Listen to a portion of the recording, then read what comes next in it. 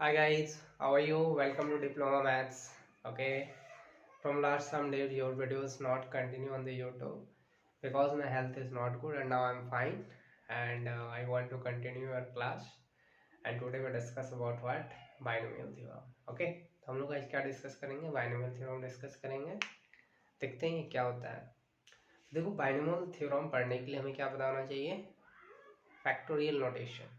ठीक है, फैक्टोरियल क्या होता है? बिकॉज वहाँ पे एक टर्म आएगा आपका एनसीआर, तो हमें एनसीआर के बारे में भी जानना है कि एनसीआर क्या होता है. ठीक है, चलो डिस्कस करते हैं फिर इसको. तो बाइनोमियल थ्योरम पढ़ने के पहले हमें क्या डिस्कस करेंगे? एक टर्म आएगा आप लोगों का फैक्टोरियल. क्या टर्म है? फैक्टोरियल. कि ये फैक्टोरियल क्या होता है? ठीक है, सुंदर सा नाम है फैक्टोरियल. ठीक है, तो फैक्टोरियल का कहीं से वर्ड नहीं आ रहा? फैक्टर. फैक्टर कैसे करते थे हम लोग बचपन में, याद है कुछ? शायद याद आ जाए आप लोग को. ऐसे मेमोरी पावर आजकल के बच्चों को काफ़ी अच्छा है. तो फैक्टोरियल क्या होता है ना, पहले इसके बारे में थोड़ा सा जान लेते हैं कि ये जो होता है ना, जैसे मैं लिख रहा हूँ एन फैक्टोरियल, तो ये कंटिन्यूसली जो होता है ना प्रोडक्ट ऑफ क्या है? Natural number. कहाँ तक है? अगर मैं एन ले रहा हूँ तो it's product of first N natural number. Product of first N natural number मतलब जो फर्स्ट एन नेचुरल नंबर्स है. ठीक है, जैसे मैं एन ले रहा हूँ तो नेचुरल नंबर कहाँ से स्टार्ट होती है? वन से स्टार्ट होती है. 1 × 2 × 3 × 4 डॉट डॉट डॉट कहाँ तक जाएंगे? एन तक जाएंगे. सपोज मैं यहाँ पे 2 फैक्टोरियल लिख रहा हूँ या 7 लिख रहा हूँ. ठीक है, जैसे मैं 7 फैक्टोरियल लिखा, तो इसका मतलब क्या होगा? 1 × 2 × 3 × 4 × 5 × 6 × 7 सबको मल्टीप्लाई कर दो, फिर जितना होगा वो है इसका फैक्टोरियल वैल्यू हो जाएगा. उस तरह से मान लो मैं लिख रहा हूँ 3 फैक्टोरियल, इसका मतलब क्या हो गया? 1 × 2 × 3, तो 1 × 2 2 और 2 × 3 क्या हो जाएगा? 6. तो 3 फैक्टोरियल कितना हो गया? 6 हो गया. 7 फैक्टोरियल क्या होगा? आप इसको मल्टीप्लाई कर लो. ठीक है, इसको हम इस तरह से भी लिख सकते हैं. देखो मान लो यहाँ से यहाँ तक क्या हो गया? 5 फैक्टोरियल होगा ना. 1 2 3 4 × 5, 5 फैक्टोरियल × 6 × 7, ऐसे भी इसको लिख सकता हूँ. ठीक है, एन फैक्टोरियल के साथ क्या, जैसे एन फैक्टोरियल लिखा ना, मान लो मैंने यहाँ से क्या करा, एन कॉमन निकाल लिया, तो क्या बचेगा? n-1 फैक्टोरियल बचेगा.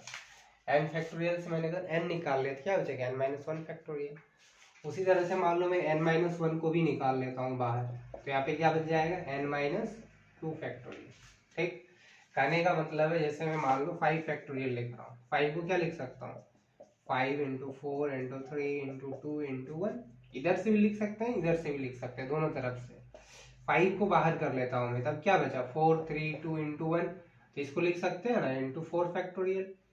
बिकॉज 4 फैक्टोरियल क्या होगा? 1 2 3 × 4, सारे इंटू के फॉर्म में आ जाएंगे, होंगे ना. तो इसको इस तरह से भी हम रिप्रेजेंट कर सकते हैं. I mean you understand what I am saying to you. तो ये आपका हो गया. ठीक है, जैसे एन आपका क्या था? 5 था.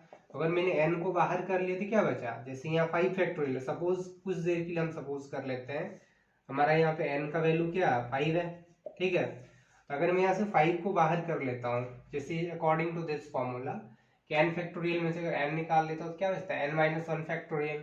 तो एन फैक्टोरियल यहाँ 5 फैक्टोरियल, इसमें से मैंने 5 को बाहर निकाल लिया, तो कितना बचेगा? 5 - 1 4 फैक्टोरियल. तो 5 × 4 फैक्टोरियल. ठीक है, तो इसी को बस प्रूव कर दिए कि एन बाहर निकाल लिया तो क्या बचा? n-1 factorial. उम्मीद है आप लोग ये समझ गए होंगे. ठीक है, और एक चीज, 0 फैक्टोरियल का वैल्यू क्या होता है? 1 होता है. ठीक, और फैक्टोरियल जो होता है हमेशा नेचुरल नंबर पे हम लोग डिफाइन करते हैं. ऐसे 0 फैक्टोरियल 1 होता है which is a whole number, but हम लोग नेगेटिव नंबर्स का फैक्टोरियल पॉसिबल नहीं होता और हम उसको फाइंड भी नहीं करते हैं. फैक्टोरियल हमेशा हम लोग पॉजिटिव नंबर का फाइंड करेंगे. 0 फैक्टोरियल का वैल्यू 1 लेंगे. ठीक है, फैक्टोरियल में आपको इतना याद रखना है, फैक्टोरियल से रिलेटेड जो भी क्वेश्चंस होंगे इससे हो जाएंगे. अब एक आता है कॉम्बिनेशन का चीज, NCR. ठीक है, इसको भी आपको याद रखने हैं. उम्मीद ये समझ आ गया होगा. ठीक, एक फॉर्मूला आपको याद रखना है क्योंकि बाइनोमियल थ्योरम में आप लोग का यूज होगा. फॉर्मूला कौन सा? ये है NCR. क्या? NCR इक्वल्स टू क्या होता है? Factorial n factorial r into factorial n minus r. NCR equal to क्या होगा? n factorial upon r factorial upon n minus are factorial, ठीक है।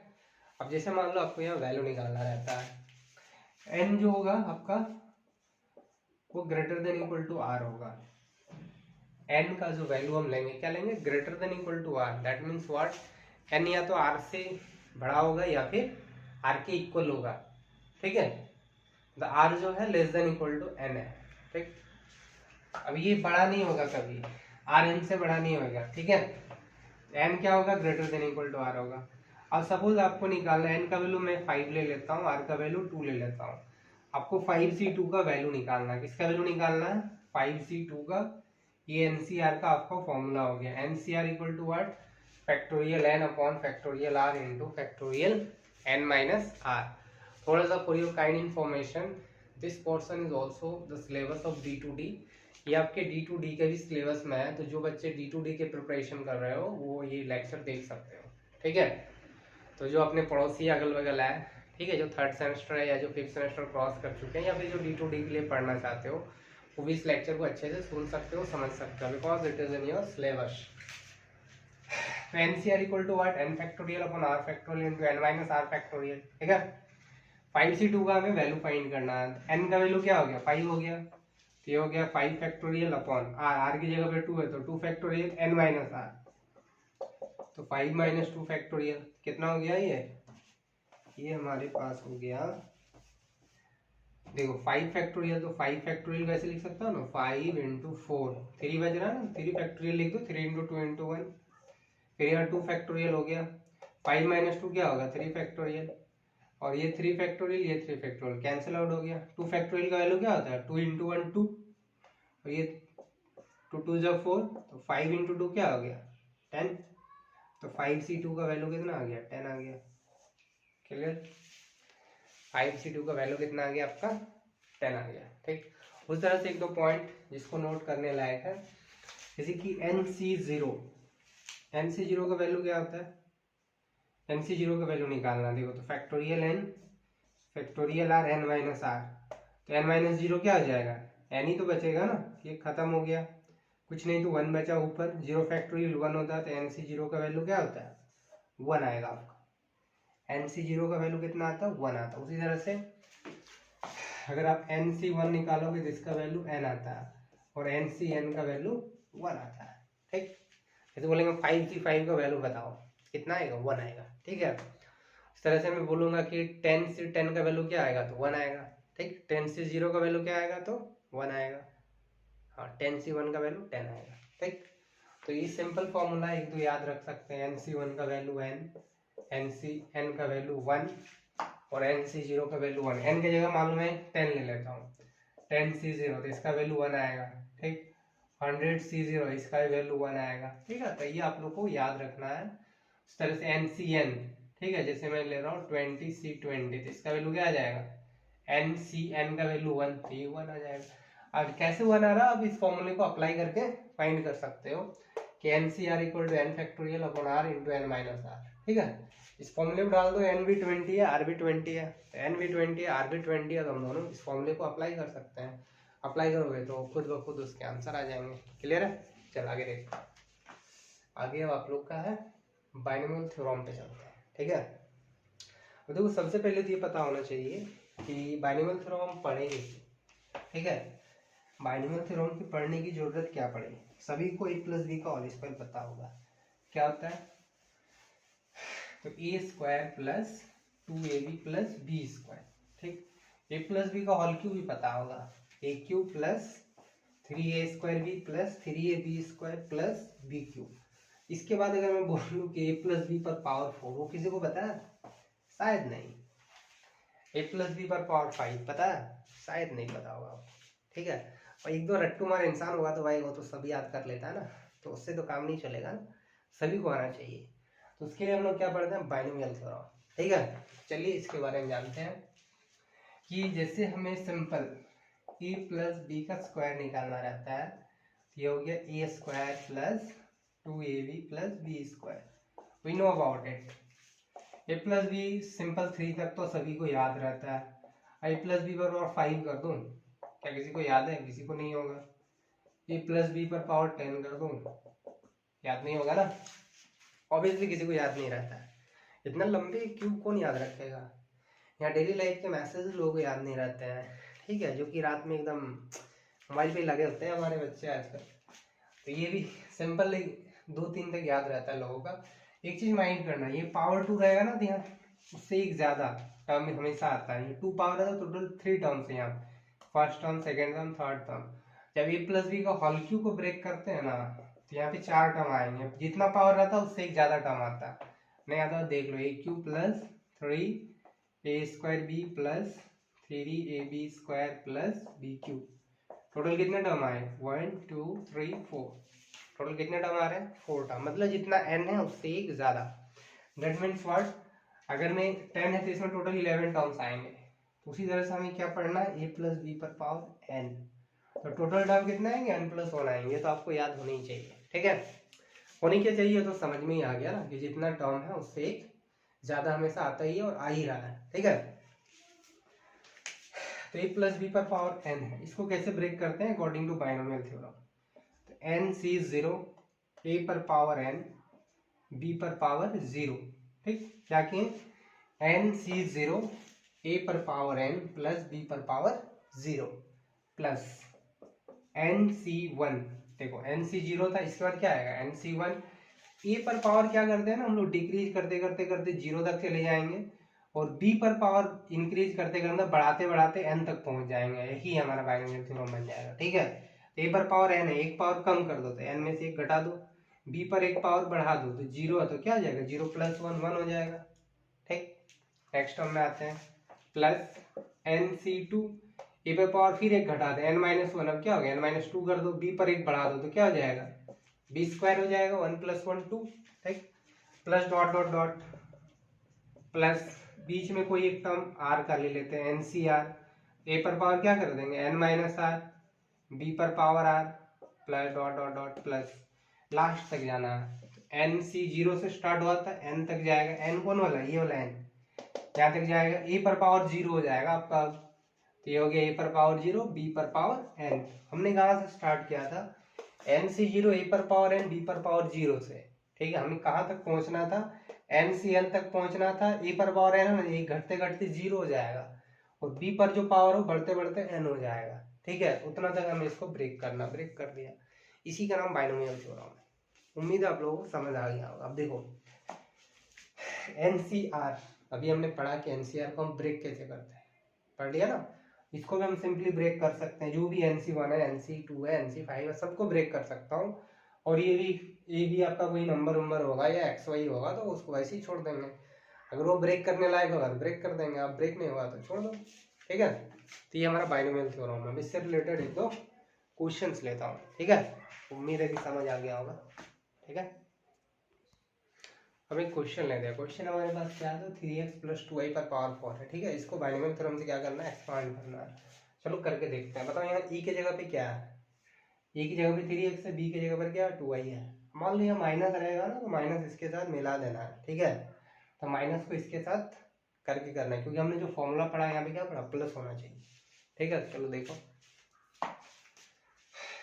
तो हमारा यहाँ पे ये a का काम करेगा और ये किसका काम करेगा, b का काम करेगा। तो a मेरा यहाँ पे 3x है, b मेरा 2y है।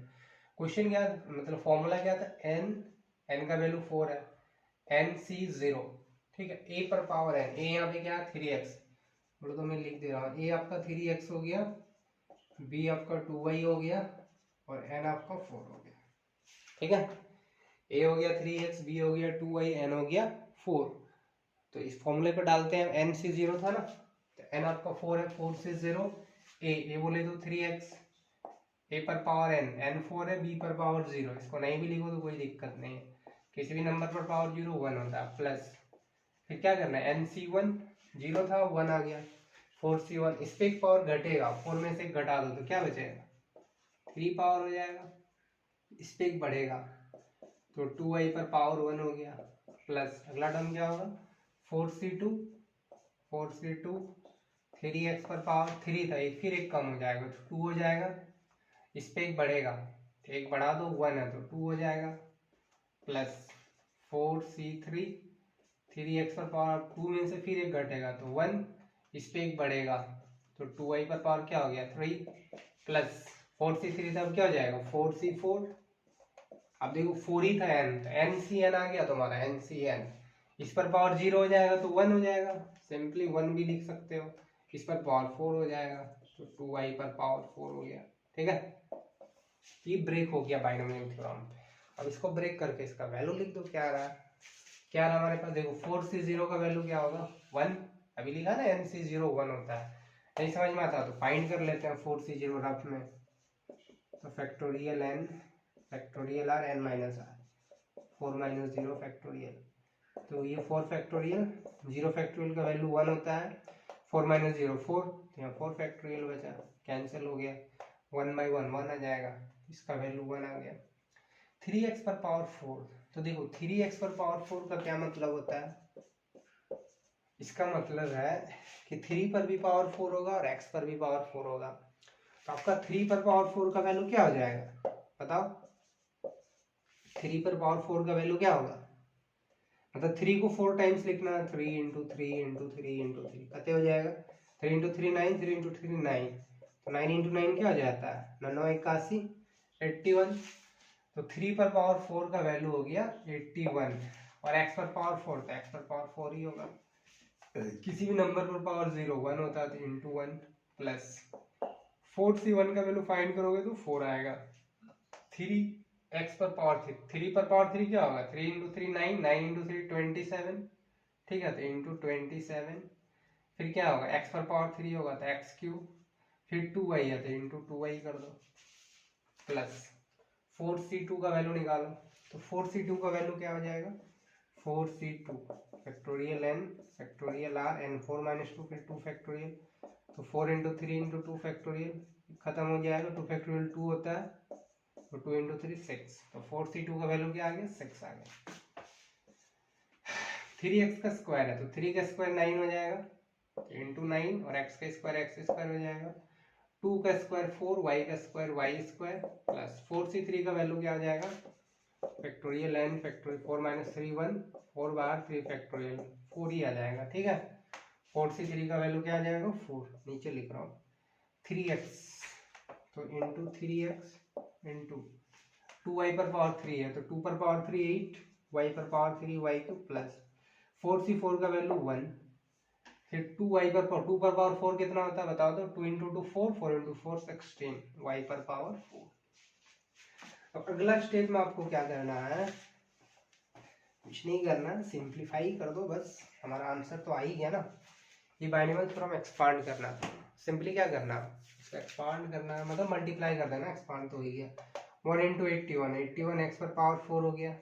ठीक है, उसके बाद देखो 4 इंटू 2 क्या आ जाएगा 8, 8 को 27 से मल्टीप्लाई करो कितना होगा, 27 को 8 से मल्टीप्लाई कर दो कितने हो जाएगा 27 को 4 इंटू 2 8, 8 इंटू 27, 8 को 7 से, चौथे 56 के 6 5, 8 दूना 16, 16 5 21, तो 216 हो गया, एक्स क्यू वाई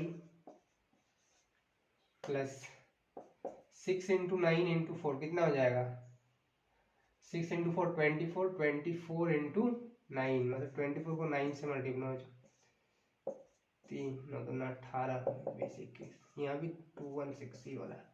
ठीक है, फिर ये एक्स स्क्वायर वाई स्क्वायर हो गया, तो ये एक्स स्क्वायर वाई स्क्वायर हो गया, प्लस अब 4 इंटू 3 कितना हो गया 12, 12 इंटू 8 96 होता है शायद, कैलकुलेशन देख लेना, जोड़ घटा गुना भागा ये सब थोड़ा खुद से करने का है, मिस्टेक हो जाए तो सुधार लेना, प्लस 1 इंटू 16 क्या हो जाएगा 16, 16 वाई पर पावर 4। क्लियर है, तो ये आपका था बाइनोमियल थ्योरम। ऐसे सिंपल हमने पढ़ा कि बाइनोमियल थ्योरम में हम लोग एक्सपांड कैसे करते हैं चीज़ों को, तो हमने यहाँ पे एक्सपांड किया चीज़ों को। ठीक है, उम्मीद है समझ आ गया होगा। और इसका पावर कितना था 4 था, तो मैंने बोला जब भी आप एक्सपांड करोगे यहाँ पे जितना भी पावर होता है उससे एक ज़्यादा पावर होता है, तो n का वैल्यू क्या 4 है, n प्लस 1 4 प्लस 1 क्या हो जाएगा 5 होगा ना, तो ये आपका टोटल 5 टर्म्स आना चाहिए। देखो तो 5 टर्म आया 1 2 3 4 5, टोटल 5 टर्म आए यहाँ पे। ठीक है, तो ये आपका बाइनोमियल थ्योरम का इंट्रो था एक तरह से। ठीक है, इसमें और भी हम लोग क्वेश्चंस करेंगे और भी इसमें टॉपिक्स है। ठीक है, उम्मीद है समझ आ रहा होगा, समझ आ रहा होगा तो चैनल को लाइक शेयर और ज़्यादा से ज़्यादा सब्सक्राइब करो, ठीक है, जल्दी जल्दी सब्सक्राइबर बढ़ाओ, कुछ पैसे वैसे मिलाओ टीचर को भी, ठीक है। तो चलो ठीक है, मिलता हूँ फिर नेक्स्ट क्लास में, तब तक के लिए tata bye bye, take care.